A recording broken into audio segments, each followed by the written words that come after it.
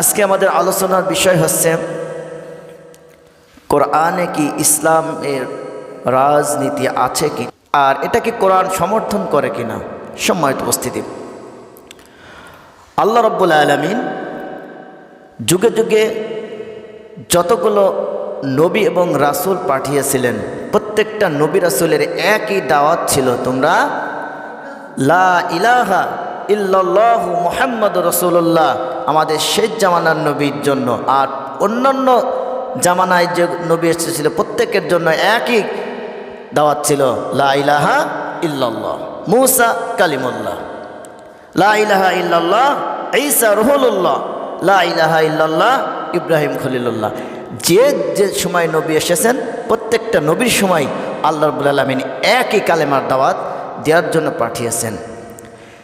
এবার আসুন, কোরআন কতটুকু রাজনীতিকে সমর্থন করে। সম্মানিত উপস্থিতি, যেহেতু আমরা মুসলমান আর আমরা মুসলিম ঘরে জন্মগ্রহণ করেছি, আর যারা অমুসলিমের ঘরে জন্মগ্রহণ করেছেন আমাদের কিন্তু এখানেই দলাদলি শুরু হয়ে গিয়েছে। আল্লাহ চাইলে তো একটা ধর্ম দিয়ে পাঠাতে পারতেন, কিন্তু দুনিয়াতে আমরা এসেছি দল নিয়ে, দল হিন্দু মুসলমান বৌদ্ধ খ্রিস্টান দল, সব দলে দলে বিভক্ত। আল্লাহ পাক তাহলে দল করে পাঠালেন কেন? এবার আল্লাহ রাব্বুল আলামিন পবিত্র কুরআনুল কারীমে সূরা ইমরানের 110 নম্বর আয়াতে বলছেন, কুনতুম খায়রা উম্মাতিন উখরিজাত লিন-নাসি তা'মুরুনা বিল মা'রুফ ওয়া তানহাউ আনিল মুনকার ওয়া তু'মিনুনা বিল্লাহ। আল্লাহ পাক বলছেন যে তোমরাই শ্রেষ্ঠ জাতি, তোমাদের মানব জাতির জন্যই আবির্ভাব করানো হয়েছে পৃথিবীতে, তোমরা শ্রেষ্ঠ জাতি আর তোমাদেরকে মানব জাতির জন্যই আবির্ভাব করানো হয়েছে। তোমরা কি করবে? ন্যায় কাজের আদেশ করবে আর অন্যায় কাজের নিষেধ করবে। সম্মানিত উপস্থিতি, এবং আল্লাহর উপরেই তোমরা ঈমান আনবে। সংক্ষিপ্ত ভাষায় পবিত্র কুরআনুল কারীমের সূরা আল ইমরানের 104 নম্বর আয়াতে বলছেন, ওয়ালতাকুম মিনকুম উম্মাতুন ইয়াদউনা ইলাল খায়রি ওয়া ইয়া'মুরুনা বিল মা'রুফ ওয়া ইয়ানহাউ আনিল মুনকারি ওয়া উলাইকা হুমুল মুফলিহুন। তোমাদের মধ্যে এমন এক দল হোক, রাজনীতির স্পষ্ট। আমরা হয়তো মনে করি যে কি ব্যাপার, মসজিদে শুধু এই ব্যাপারে কথা বলা হয়, তাফসীর মাহফিলগুলোতে কোরআনের রাজনীতির কথা বলা হয় কেন? কোরআন, মসজিদ, তাফসীর মাহফিল এগুলো সমসাময়িক, নামাজ রোজা, এই নামাজই রাজনীতির মূল গোড়া হচ্ছে নামাজ। আপনি নামাজের ওয়াজ শুনবেন, নামাজের ভিতরেই রাজনীতি একদম সর্বপ্রথম। এমন একটা লোক নেই যে রাজনীতি করে না, মসজিদে যে ঢুকবে সেই রাজনীতি শিকার। কারণ সূরা আল ফাতিহা আমরা জানি না, এমন কোনো লোক কি আছে নাকি এখানে সূরা ফাতিহা জানে না? সবাই জানে, সবাই রাজনীতি করে, সবাই রাজনীতি করে। যে সূরা ফাতিহা জানে সে বড় রাজনীতিবিদ।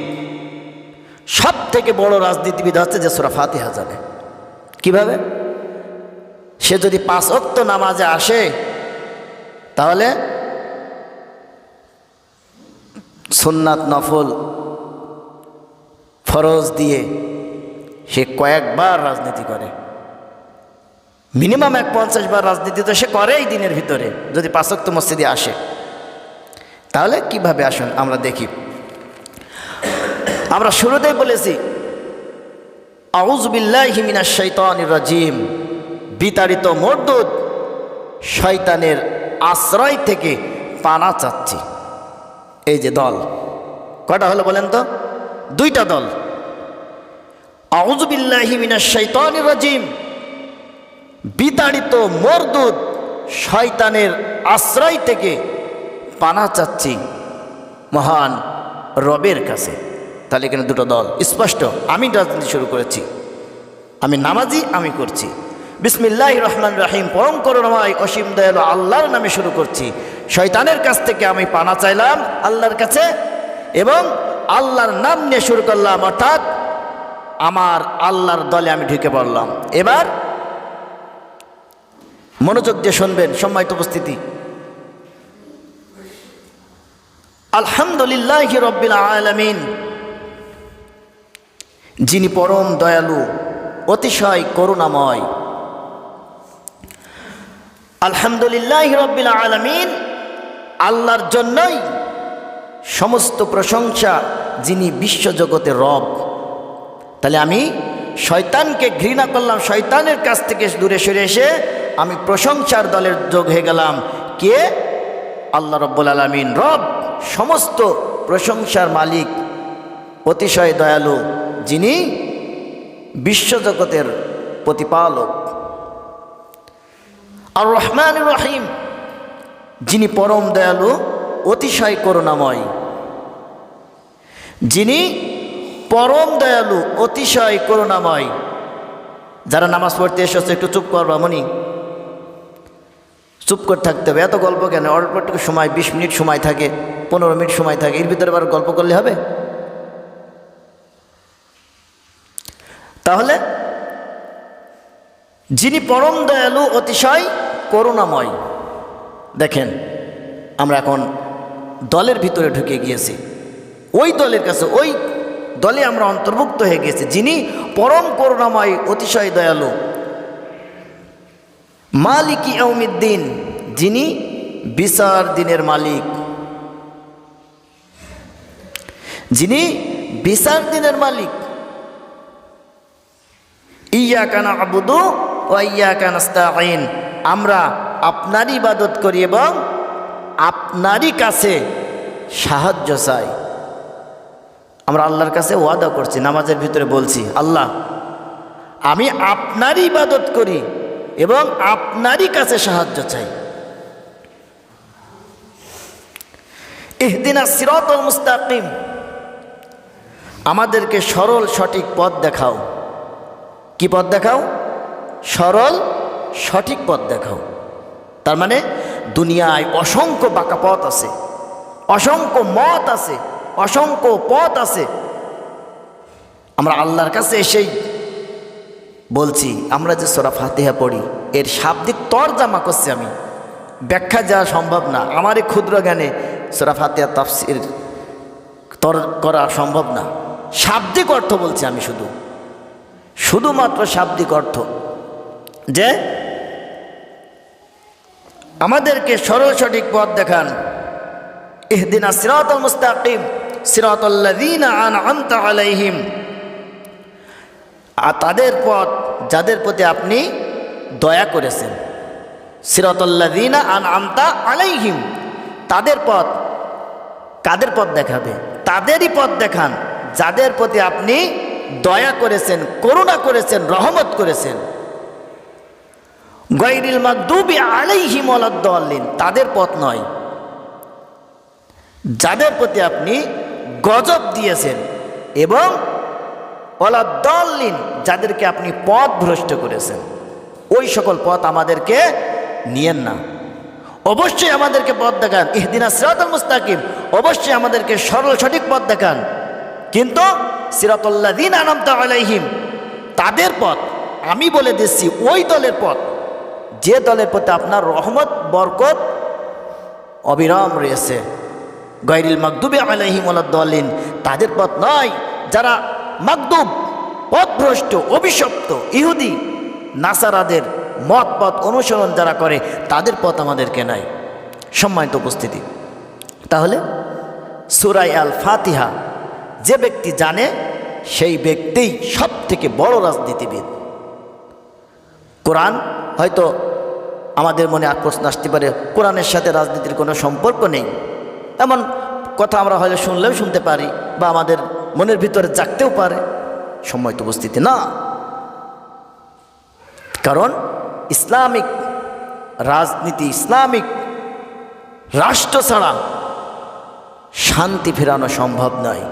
বিশ্বনবী সাল্লাল্লাহু আলাইহি ওয়াসাল্লাম তিনি মক্কায় যতদিন ছিলেন তিনি অবহেলিত, লাঞ্ছিত, বঞ্চিত ছিলেন। কাবা ঘরের ভিতরে 360টা মূর্তি কাবা ঘরের ভিতরে ছিলেন, কিন্তু রাসূল সাল্লাল্লাহু আলাইহি সাল্লাম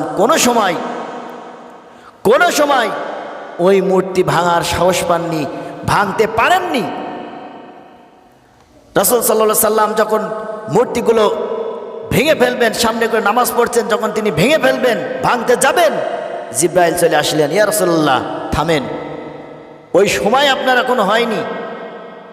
অর্থাৎ সময় হয়নি বলতে কি, আপনার রাষ্ট্রীয় পাওয়ার আসেনি। রাষ্ট্রীয় পাওয়ার ছাড়া আপনি সমাজ পরিবর্তন করতে পারবেন না। সমাজকে পরিবর্তন করতে হলে অবশ্যই আপনার রাষ্ট্রীয় পাওয়ার লাগবে। বিশ্বনবী সাল্লাল্লাহু আলাইহি সাল্লাম তিনি মক্কা থেকে বিদায় নিয়ে চলে যাচ্ছেন।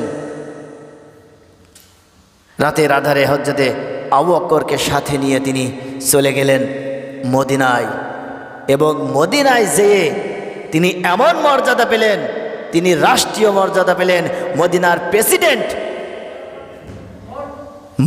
প্রেসিডেন্ট তিনি হয়ে গেলেন। সম্মানিত উপস্থিতি, এরপর তিনি যখন তার সামরিক শক্তি নিয়ে যখন তিনি আসলেন, মক্কা যখন বিজয় করলেন, রাষ্ট্রীয় পাওয়ার যখন তিনি পেয়ে গেলেন, মক্কায় এসে যখন তিনি রাষ্ট্রীয় পাওয়ার যখন পেলেন, তখন ওই 360টি মূর্তি ভেঙে গুড়িয়ে দেওয়া হলো। সুবহানাল্লাহ। সম্মানিত উপস্থিতি, এজন্য কোনো হুজুররা যদি কোরআনের উদ্ধৃতিতে যদি কোনো রাজনীতির কথা বলেন, অবশ্যই এটা বলতে পারে, কারণ আল্লাহর কথা তারা বলতে পারে। তবে আপনি কোন দিকে যাবেন, কোন পথে যাবেন, সেটা আপনার একান্ত ব্যক্তিগত পছন্দ। কারণ আল্লাহ রাব্বুল আলামিন পৃথিবীতে শুধুমাত্র একটা জাতিকেই তার নিজস্ব বুদ্ধি দিয়ে পাঠিয়েছেন, এবং ভালো মন্দ যাচাইকরণ শক্তি দিয়ে পৃথিবীতে একটাই সৃষ্টি করা আছে, সেটা হচ্ছে ইনসান, মানুষ। এ মানুষ যদি চায় সে ভালো পথে যেতে পারে, মানুষ যদি চায় সে খারাপ পথে যেতে পারে। এটা তার ব্যক্তিগত ব্যাপার, এবং সে যদি খারাপের দিকে যায় তার বিবেক সাড়া দিবে, তার অন্তর সাড়া দিবে। সে যদি ভালো পথে যায়, তাও তার অন্তর, তার মন বলবে যে না, সেই মানুষটা ভালো পথে আছে। সম্মানিত উপস্থিতি, এজন্য যারা কোরআন এবং হাদিস দিয়ে যারা ডাকে যে বা যাহারা, তাদের কথা শুনতে হবে। সম্মানিত উপস্থিতি, এজন্য আল্লাহ রাব্বুল আলামিন পবিত্র কোরআনুল কারিমে সূরা হজের 41 নম্বর আয়াতে বলছেন, আল্লাযীনা ইম্মাক্কানাহুম ফিল আরদি আকামুস সালাতা ওয়া আতাউয যাকাতা ওয়া আমারু বিল মা'রুফ ওয়া নাহাউ আনিল মুনকার আনিল্লাহি আকিবাতুল উমুর। আল্লাহ রাব্বুল আলামিন বলছেন যে আমি তাদেরকে পৃথিবীতে প্রতিষ্ঠিত দান করলে, কর্তৃত্ব অর্থাৎ রাষ্ট্রীয় মর্যাদা দান করলে। সম্মানিত উপস্থিতি, তাহলে রাজনীতির মূল আঁকড়া হচ্ছে ইসলাম। রাজনীতির মূল আঁকড়া হচ্ছে, মূল গন্তব্য হচ্ছে, মূল স্টেশন, মূল জায়গা হচ্ছে কোরআন। কারণ আমাদের আল্লাহ রাব্বুল আলামিন নিজে বলছেন যে আল্লাযীনা ইম্মাক্কানাহুম ফিল আরদ, তাদেরকে আমি পৃথিবীতে প্রতিষ্ঠিত দান করলে, অর্থাৎ রাষ্ট্রীয় মর্যাদা দান করলে। রাষ্ট্র ক্ষমতায় যদি তারা যায়, তাহলে তারা কি করবে? আকামুস সালাতা, তারা সালাত কায়েম করবে। সম্মানিত উপস্থিতি, সালাত কায়েম মানে কি? প্রতিষ্ঠিত করা। এখন বলুন তো, আমাদের সমাজে কি সালাত প্রতিষ্ঠিত আছে? প্রতিষ্ঠিত নেই, প্রচলন আছে। প্রচলন আর প্রতিষ্ঠিত এক জিনিস না। প্রচলন মানে আমরা নামাজ পড়ি, জুম্মার দিন আসলে না জুম্মায় যেতে হবে। আর প্রতিষ্ঠিত থাকলে মানে এই মহল্লায় যতগুলো ঘর আছে প্রত্যেকটা পুরুষ মসজিদে আসাই লাগবে, এর নামই হচ্ছে প্রতিষ্ঠিত। আর প্রচলন তার মানে আমরা মুসলমান, আমরা মসজিদে যাই, নামাজ পড়ি, এটা হচ্ছে প্রচলন। প্রচলন আর প্রতিষ্ঠিত এক জিনিস না। এজন্য প্রতিষ্ঠিত থাকলে, আর এই প্রতিষ্ঠিত যে সে করতে পারবে না, একমাত্র রাষ্ট্রীয় শক্তি প্রতিষ্ঠিত করতে পারে। আর এই রাষ্ট্রীয় শক্তি প্রতিষ্ঠিত করতে হলে অবশ্যই ইসলামী সরকার হওয়া অবশ্যই জরুরি, প্রয়োজন। এবার ওয়াতাউজ যাকাত, তারা যাকাত আদায় করবে। এবং অন্যায় কাজের নিষেধ করবে, সৎ কাজের আদেশ করবে। আর তোমাদের সমস্ত কর্মকাণ্ড আল্লাহ রাব্বুল আলামিনের এখতিয়ারে। সম্মানিত উপস্থিতি, এজন্য আমাদেরকে ইসলামী রাষ্ট্রের জন্য আল্লাহ রাব্বুল আলামিন নিজে বলছেন, হযরত ওমর রাদিয়াল্লাহু তাআলা আনহু, ইসলামী রাষ্ট্র প্রতিষ্ঠিত হলে কি লাভ, কি হয়? ওমর মিশরের রোম থেকে বাদশাহ পাঠাচ্ছে যে যাও দেখে আসো। ওমর তো একের পর এক রাষ্ট্র দখল করছে, অর্ধ পৃথিবীর প্রেসিডেন্ট ওমর, একের পর এক রাষ্ট্র তো সে দখল করে নিচ্ছে, যে দেখে আসো ওমর কিভাবে থাকে আর কিভাবে রাষ্ট্র পরিচালনা করে। তাদের কিছু দূত আসলো ওমরের দরবারে, এসে বলছে, আইনা মালিকুকুম, তোমাদের নেত্রী কোথায়, তোমাদের নেতা কোথায়, নেতাকে?